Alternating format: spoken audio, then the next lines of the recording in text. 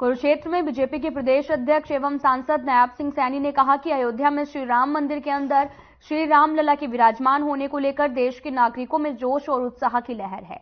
इस जोश के कारण जो है वो देश का प्रत्येक नागरिक अयोध्या पहुंचकर अपनी आंखों के सामने श्री राम लला के विराजमान होने के दृश्य को देखना चाहता है।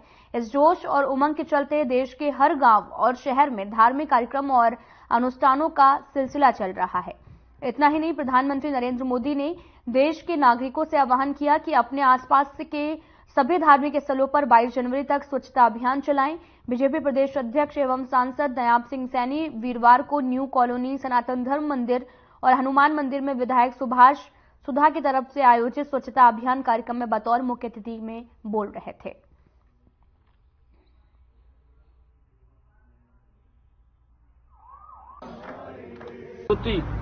जला करके हम खुशी मनाएं। एक दीपावली का अवसर है कि 500 वर्षों के बाद हम सब के लिए, देश के 140 करोड़ लोगों के लिए गर्व की बात है कि भगवान श्री राम 500 वर्षों के बाद प्राण प्रतिष्ठा भव्य मंदिर के अंदर हो रही है। हम सब के लिए गर्व की बात है और उसी के लेकर के आज सनातन धर्म मंदिर और हमारे हनुमान मंदिर कुरुक्षेत्र के अंदर आज स्वच्छता अभियान सभी कार्यकर्ताओं के साथ वो चलाया गया है। और आदरणीय प्रधानमंत्री जी का जो कहना है कि हमने मंदिर और मंदिर के आसपास के क्षेत्र को वो स्वच्छ करना है। नरेंद्र मोदी जी के मार्गदर्शन में किस प्रकार से आज पूरे देश के अंदर सभी मंदिरों की आज सफाई व्यवस्था का जो अभियान चलाया गया है, उसके तहत आज आदरणीय बड़े भाई श्री नायब सिंह सैनी जो हमारे प्रदेश अध्यक्ष है, उनके मार्गदर्शन में 2 मंदिर, सनातन धर्म मंदिर और हनुमान मंदिर में आज सफाई व्यवस्था का ये अभियान चलाया गया है। किस प्रकार से मैं कहूँगा भगवान राम की अयोध्या के अंदर प्राण प्रतिष्ठा हो रही है, उसके लिए मैं कहूँगा आज उनको लेकर किस प्रकार से लोगों के अंदर जोश है। और आज देखो किस प्रकार से जय श्री राम के नारे लगा कर लोग सुबह 6 बजे यहाँ उठकर आए और यहाँ पर सफाई व्यवस्था का अभियान चलाया। और मैं कहूँगा आने वाली 22 तारीख को जनता से हाथ जोड़ के अपील भी करूँगा, 22 तारीख को अपने घरों के अंदर किस प्रकार से, जिस प्रकार से दीपावली का हम अवसर बनाते हैं, त्योहार बनाते हैं, उसी प्रकार का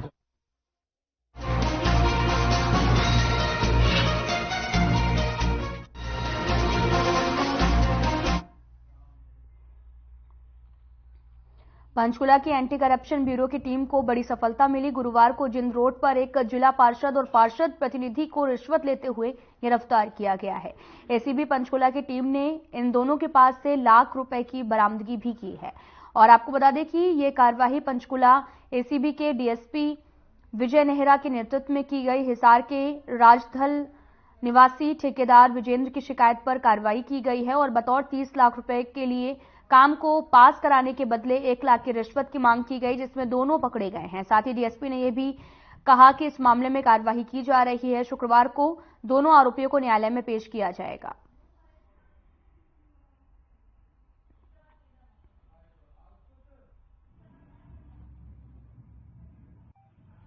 जी देखिए, एक ठेकेदार हैं विजेंद्र सिंह, जो जींद के रहने वाले हैं और जिन्होंने जिला कैथल के कुछ गांवों में विकास कार्य उनके संबंध में कुछ काम किए हैं, ठेके लिए हुए हैं सरकार से। और उन्होंने ये बयान किया है कि मैंने नियमानुसार ये ठेके लिए हुए हैं। और जिला परिषद के 2 मेंबर्स हैं, एक मेंबर और एक मेंबर का प्रतिनिधि, वो विकास कार्यों की जो पेमेंट है उसको क्लियर करवाने की एवज में इनको परेशान करके पैसे मांग रहे हैं रिश्वत के तौर पर। ये शिकायत उन्होंने दी, जिस पर कार्रवाई करते हुए हमने नियमानुसार रंगे हाथों एक मेंबर हैं और एक मेंबर के प्रतिनिधि हैं, उन दोनों को रंगे हाथों गिरफ्तार किया।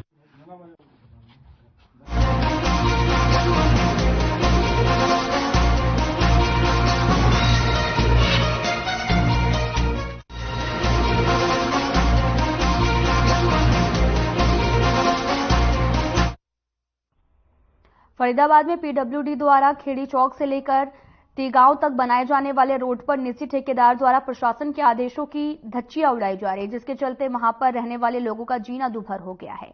आपको बता दें कि पॉल्यूशन को लेकर जिला प्रशासन कंस्ट्रक्शन साइट पर पानी छिड़काव के आदेश दिए हैं, परंतु ठेकेदार द्वारा बनाई जा रही पीडब्ल्यूडी की सड़क पर पानी छिड़काव न किए जाने के चलते रोड पर अंवार धूल भी उड़ रही है, जिससे आसपास के लोगों को सांस लेना भी मुश्किल हो गया है।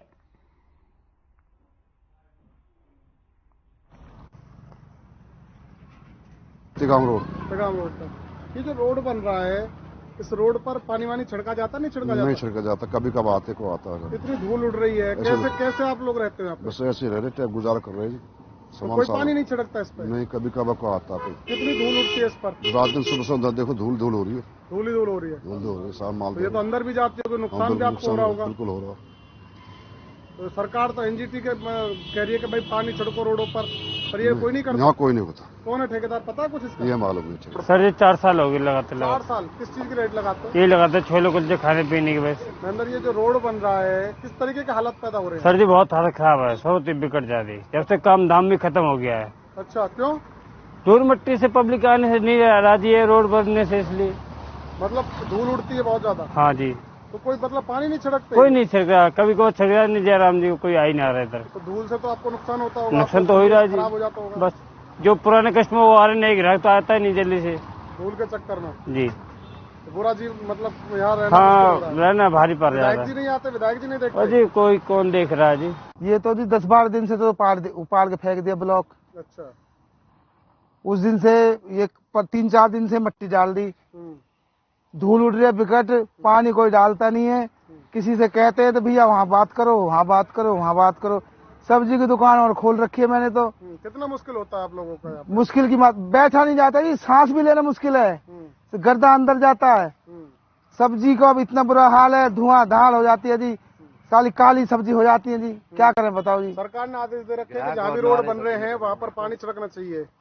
यहाँ कोई नहीं आता जी, किसी से कहते हैं तो कहते पीछे बात करो जी, हमारे बस की नहीं है कुछ भी। विधायक साहब से नहीं कही आपने? नहीं, भाई ये इस तरह की समस्या हमने किसी से नहीं कही जी। कौन ठेकेदार है? ठेकेदार ही पता है क्या कोई? नहीं, ना ठेकेदार की पता नहीं। क्या चाहते हैं आप लोग को भाई कम से कम ऐसा तो हो जी, पानी छिड़का जाएगा, धूल ना उड़े।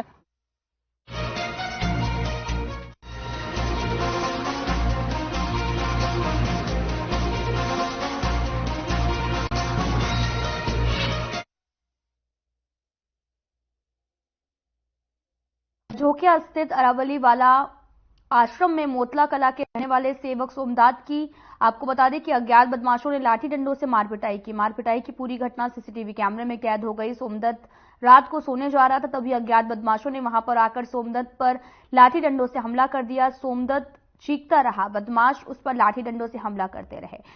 सोमनाथ की आवाज सुनकर वहां पर ग्रामीण पहुंचे। फिलहाल पुलिस ने शिकायत दर्ज कर मामले की कार्रवाई जो है वो शुरू कर दी है।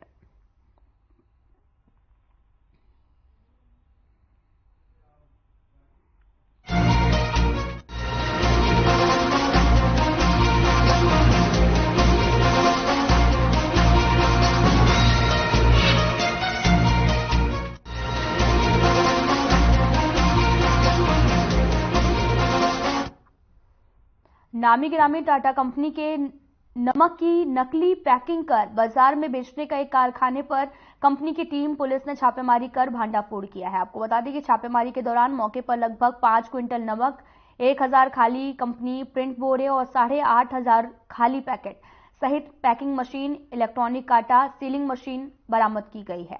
टीम ने मौके से 4 व्यक्तियों को गिरफ्तार किया। सिटी चौकी पुलिस ने कंपनी के फील्ड ऑफिसर की शिकायत पर मामला दर्ज कर कार्रवाई शुरू कर दी है। नमक कंपनी की छापेमारी को लेकर शहर के दुकानदारों में काफी समय से हड़कंप मचा हुआ है। लोगों में भी नमक को लेकर काफी तरह की चर्चाएं भी बनी हुई हैं। कंपनी टीम का कहना है कि उनकी कंपनी के नाम से बाजारों में बेचा जा रहा नमक से न केवल आम लोगों के साथ ठगी की जा रही, बल्कि लोगों के स्वास्थ्य के साथ में भी खिलवाड़ किया जा रहा है। इसके साथ ही कंपनी को आर्थिक नुकसान भी पहुंच रहा।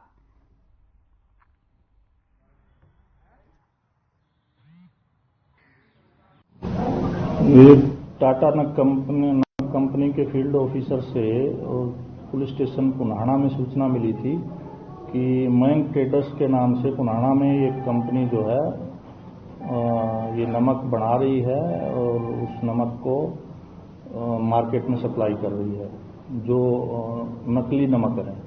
तो इस सूचना पे केस रजिस्टर किया गया और इसमें 4 व्यक्तियों को गिरफ्तार किया गया है और इसमें जो है करीब 5 क्विंटल नमक जो नकली था वो मौके से मिला है और 1000 के आसपास खाली पैकेट्स जो टाटा कंपनी की जो है प्रिंटेड हैं, जो उसके अधिकारियों से जब इसको जांच कराई गई तो जो फर्जी और नकली पाए गए।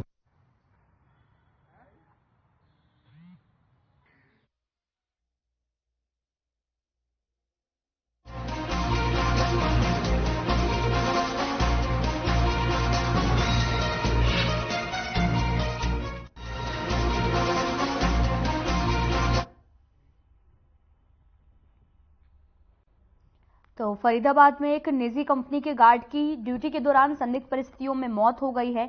परिजनों ने आरोप लगाया कि उसकी किसी ने हत्या की है, जबकि पुलिस मामले की जांच कर रही।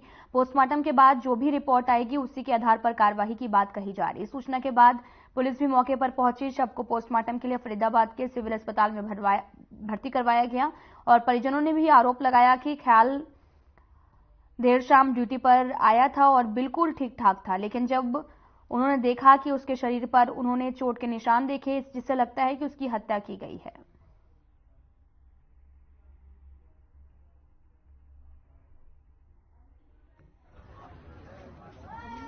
सूचना मिली थी डेड बॉडी सिक्योरिटी गार्ड की पड़ी हुई है, तो सूचना पर हम यहाँ पहुंचे। यहाँ आकर देखा था अंदर से ताला बंद है और जो पोस्ट बनी हुई है सिक्योरिटी गार्ड वाली, उसके अंदर एक बंदा कुर्सी पे ऐसे फोल्ड की हालत में पड़ा हुआ है। आकर फिर पूछताछ करी तो उसमें सिक्योरिटी गार्ड ही था इस कंपनी में, और उसको बॉडी को अभी बीके हॉस्पिटल में रखा दिया। पोस्टमार्टम करके फिर वारसन के हवाले करी जाएगी। परिवार बता रहा है कि सर शरीर पे चोट के निशान है, हत्या की गई है और सीधा सीधा आरोप लगाया। हमारे तो हिसाब से हमने देखा उसमें कोई चोट के निशान नहीं है, मुंह से उल्टी आई हुई है और वो फोल्ड हो रखे थे, इतना ही था।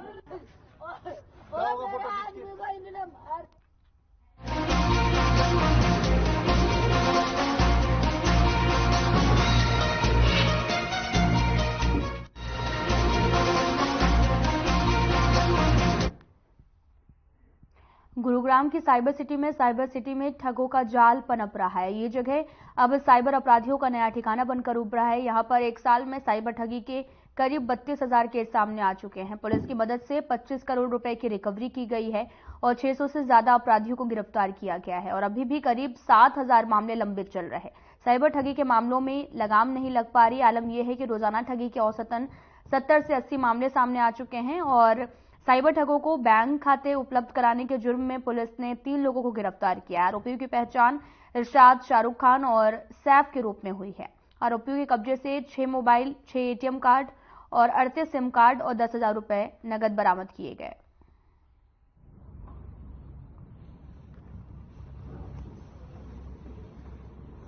देखिए, गुरुग्राम साइबर पुलिस सदैव तत्पर रहती है कि साइबर अपराधी अपने मंसूबों में कामयाब ना हो पाएं और हम ज्यादा से ज्यादा लोगों को साइबर अपराध से बचने के तौर तरीके समझा पाएं।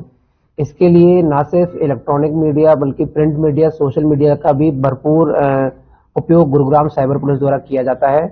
कुछ आंकड़े आपको मैं बताऊं तो लगभग 32,000 साइबर से संबंधित कंप्लेंट हमें वर्ष 2023 में प्राप्त हुई थी और गुरुग्राम पुलिस के तत्पर प्रयासों द्वारा 25 करोड़ से अधिक रुपयों को जो ठगी के पैसे थे उन लोगों को वापस दिलवाए गए हैं। और जहां तक बात है लोगों को अवेयर करने की, तो हर हफ्ते मंगलवार और शनिवार पैदल गश्त हमारे कर्मचारियों द्वारा की जाती है, जिसमें स्कूल, कॉलेज, मार्केट इत्यादि जगहों पे जाके लोगों को साइबर अपराध से बचने के तौर तरीके बताए जाते हैं। 1930 जो नेशनल साइबर क्राइम हेल्पलाइन है उस पे कॉल करने के लिए प्रेरित किया जाता है। और एक बहुत ही सराहनीय पहल जो गुरुग्राम साइबर पुलिस द्वारा की गई है वो ये है कि जब भी कोई अपराधी यहाँ पकड़ा जाता है तो उनके द्वारा पूरे भारत वर्ष में और जो अपराध किए गए हैं उनका लिंकेज भी निकाला जाता है और अन्य डिस्ट्रिक्ट के ऑफिसर्स को लिखा जाता है कि हमने यह आरोपी यहाँ गुरुग्राम में पकड़ा है और इनकी आप के जिले में भी द्वारा इन्होंने वारदात करी है, तो आप भी अपने मुकदमे में इनको अरेस्ट कर सकते हैं। जिससे क्या होता है कि एक जो ऑर्गेनाइज्ड नेक्सस होता है क्रिमिनल्स का वो टूट जाता है। देखिए, मैं इस बारे में मना नहीं करूंगा कि साइबर अपराध हो रहा है और कुछ लोग जानकारी के अभाव में कुछ ऐसे लिंक इत्यादि पे क्लिक कर देते हैं या कोई ऐसी ऐप डाउनलोड कर लेते हैं जिससे उनके फोन का एक्सेस किसी सुदूर बैठे व्यक्ति के पास में चला जाता है या गलती से अपना वो ओटीपी बता देते हैं। इस तरह की घटनाएं मैं मना नहीं करता कि नहीं हो रही हैं, पर जो फीडबैक के संबंध में आपने बात कही, हम बहुत ही गहनता से हर एक व्यक्ति जिसने अपनी कंप्लेंट चाहे लिखित में करी हो चाहे सिर्फ 1930 पे कॉल करा हो, उसको हमेशा वापस से फोन कर पूछा जाता है कि भाई आपने कंप्लेंट करी थी, क्या आप पुलिस कार्रवाई से संतुष्ट हैं या नहीं है, और उसकी रिकॉर्डिंग मेरे द्वारा स्वयं सुनी जाती है। और यदि कोई व्यक्ति इस तरह की बात बताते हैं कि भाई मैं पुलिस कार्रवाई से संतुष्ट नहीं हूं, तो दूसरे अनुसंधानकर्ता को कंप्लेंट मार्क करी जाती है और वापस से उस कंप्लेंट पे अनुसंधान किया जाता है और पूरा भरसक प्रयास यही रहता है कि जितना यथासंभव प्रयास हमसे हो सके शिकायतकर्ता को संतुष्ट किया जाए। 32,000 मामलों में से देखिए कुछ कंप्लेंट तो अंडर प्रोसेस रहती हैं। लगभग 2023 में 25,000 मामलों को हमने जो 2023 में ही आए थे उनको हमने रिजॉल्व कर लिया था, और कुछ मामले ऐसे थे जो अनुसंधानहीन चलते हुए 31 दिसंबर 2023 को अनुसंधानहीन थे। इसमें से कुछ मामले उसके बाद डिस्पोज हो गए हैं, और क्योंकि नई कंप्लेंट्स आती रहती हैं तो ये ऑनगोइंग प्रोसेस है, पर हमारा प्रयास यही रहता है कि ज्यादा से ज्यादा कंप्लेंट्स को कम से कम समय में हम डिस्पोज कर पाए। नहीं, आपने बिल्कुल ठीक कहा कि साइबर फ्रॉड और साइबर क्राइम में बैंकिंग इंस्टीट्यूशंस और फाइनेंशियल टेक्नोलॉजी कंपनीज का बहुत बड़ा एक रोल रहता है, और हम लगातार इनके साथ बैठकें करते रहते हैं और उनको बताते हैं। एक बहुत इंपॉर्टेंट बात जैसे अभी हमने रेज करी है कि कई बार क्या होता है कि अपराधी कुछ निम्न तबके के लोगों का अकाउंट खुलवा लेते हैं और उन अकाउंट्स को साइबर फ्रॉड के लिए इस्तेमाल करते हैं। तो हमने बैंक से ये अनुरोध किया है कि जो उनके केवाईसी प्रोसेस है कि भाई जो वीडियो केवाईसी वगैरह इत्यादि है उसको थोड़ा सा स्ट्रिक्ट किया जाए, जिससे कोई फर्जी आधार कार्ड वगैरह या कोई फर्जी अपने आईडी प्रूफ वीडियो में दिखा के कोई अकाउंट ना खुलवा ले, जिनका अंततः उपयोग साइबर फ्रॉड के लिए किया जाता है। तो ये तो हमने बात रेस करी है। इसके अलावा हम रेगुलरली बैंक्स को नोटिस इत्यादि भेजते रहते हैं खाते ब्लॉक कराने के लिए या अकाउंट होल्ड या लीन लगाने के लिए, जो हमको पता लगता है कि ये फ्रॉड माध्यम से किसी के खाते में गया हुआ है। और यदि फिर भी अगर किसी बैंक के द्वारा उसमें बताने के बावजूद भी, समय निकलने के बावजूद भी कार्रवाई नहीं करी जाती है, तो उसको हम सोशल मीडिया के माध्यम से भी और आधिकारिक पत्राचार के माध्यम से भी उस पर्टिकुलर बैंक के उच्च अधिकारियों के इसको नोटिस में लाते हैं, ताकि उनको इस बारे में पता चले और बाकी सारे बैंक भी इस संबंध में ज्यादा से ज्यादा सजग रहें।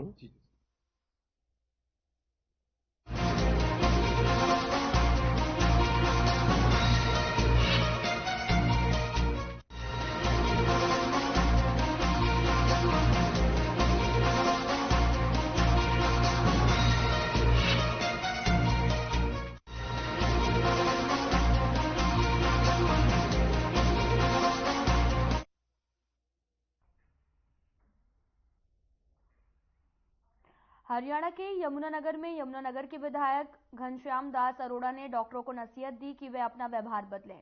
कई बार ऐसा देखने में आता है कि अंदर डॉक्टर चाय की चुस्कियां, गज्जक रेवड़ी का आनंद ले रहे हैं और बाहर मरीज इंतजार कर रहे हैं। उन्होंने ये भी कहा कि वे किसी के व्यक्तिगत नहीं बल्कि व्यवहार की बात कर रहे हैं। डॉक्टर को मरीज का जीवन देने वाला कहा जाता है। उन्होंने अपने संबोधन में कहा कि सर्वशक्तिमान भगवान सब कुछ देख रहा है। अच्छा करोगे तो खाते में जमा होगा और सही से मरीज को नहीं देखोगे तो इलाज नहीं करोगे तो डेबिट हो जाएगा। इसलिए भला करने का प्रयास किया जाए।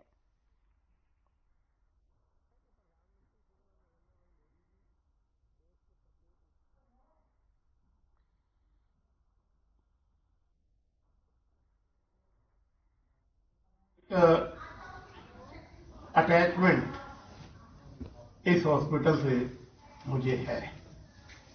अटैचमेंट इसलिए है कि हमने इसका नवनिर्माण करवाया, हर प्रकार की सुविधा उपलब्ध करवाने का प्रयास किया।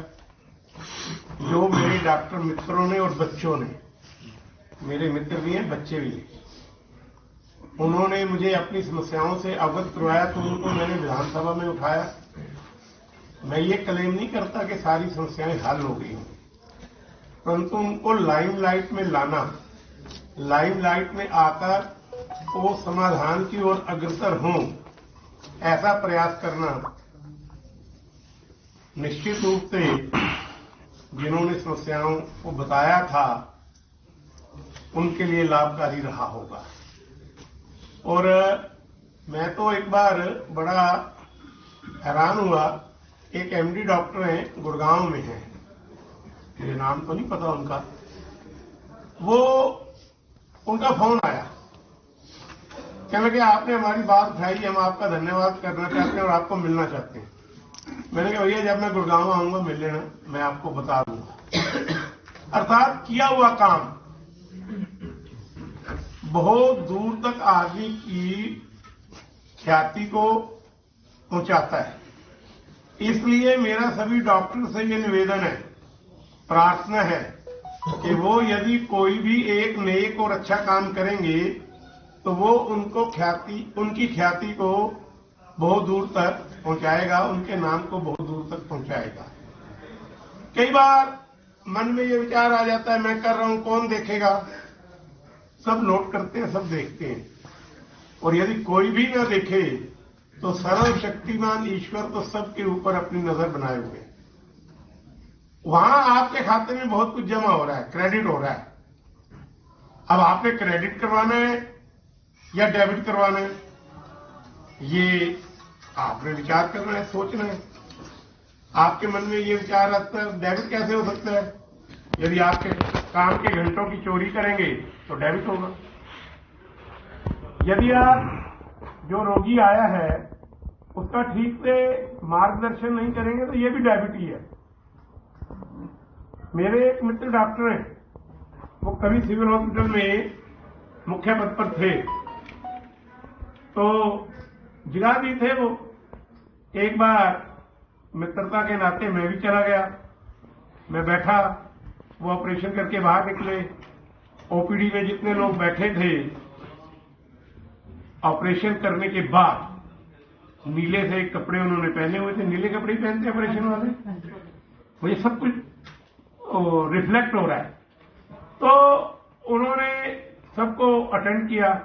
एक मरीज जब उसका नाम बुलाया गया तो वो नहीं आया, तो काफी समय बाद जब उन्होंने सबको निपटा दिया तो हमारे यमुनानगर डिस्ट्रिक्ट में सिविल हॉस्पिटल में ये जनऔषधि केंद्र ओपन हुआ है, और ये हमारे यमुनानगर वासियों के लिए और पेशेंट्स के लिए एक वरदान है। और इस पंचवर्षीय में ये पहला जनऔषधि केंद्र सिविल हॉस्पिटल में आज इनॉग्रेशन किया गया है, जो कि माननीय विधायक श्रीमान घनश्याम अरोड़ा सर ने किया है। तो मैं बहुत बहुत धन्यवाद देना चाहूँगा यमुनानगर की पूरी पब्लिक को और हमारे एमएलए साहब को भी कि उन्होंने आज इस जनऔषधि केंद्र को यहाँ पर इनॉग्रेट किया, और ये जनऔषधि केंद्र पूरे हरियाणा यमुनानगर वासियों को समर्पित है। हमारे इस जनऔषधि केंद्र में 1800 से अधिक तरह की दवाइयाँ और 200 से अधिक तरह के सर्जिकल उपकरण उपलब्ध हैं। इन दवाइयों में डायबिटिक, बीपी, एंटी कैंसर व समस्त तरह के रोगों की जो दवाइयाँ हैं वो 50 से 80% की कम कीमत में आम पब्लिक को, आम जन को मुहैया कराई जाती हैं। इन दवाइयों में यदि हम सिर्फ 2 या 3 मेडिसिन ही उठाकर देख लें एक बेसिक लेवल पर, कि जैसे गैस्ट्रिक की मेडिसिन में हमारे कई तरह की मेडिसिन आती हैं, डायबिटिक, ये पेंटाप्राजोल, रेबिप्रोड प्लस डोमपेरिडोन, और इसके साथ साथ जो इसप्राजोल है। तो ये मेडिसिन आमतौर पे अगर बाहर देखेंगे कि एक मेडिसिन की स्ट्रिप की जो कॉस्ट है वो 150 रुपए से लेकर के 250-300 है, उसके ऊपर भी है। और यही पेंटाप्राजोल प्लस डोमपेरिडोन हमारे यहाँ सिर्फ 22 रुपीज की कॉस्ट में आता है। तो जो मेडिसिन का रेट है आप देखेंगे कि कहाँ पर 22 रुपीज, और एक तरफ आप देख रहे हैं कि 250-300 या उससे भी ऊपर। सिर्फ यही नहीं, यदि मैं डायबिटिक की मेडिसिन की बात करूं, जो ग्लार्जिन नाम का इंजेक्शन आता है वो आमतौर पे मार्केट में 750 रुपए से लेकर के 1100-1200 रुपए की कॉस्ट में है, और यही जनऔषधि केंद्र में सिर्फ 340 रुपए की कॉस्ट में मिलता है।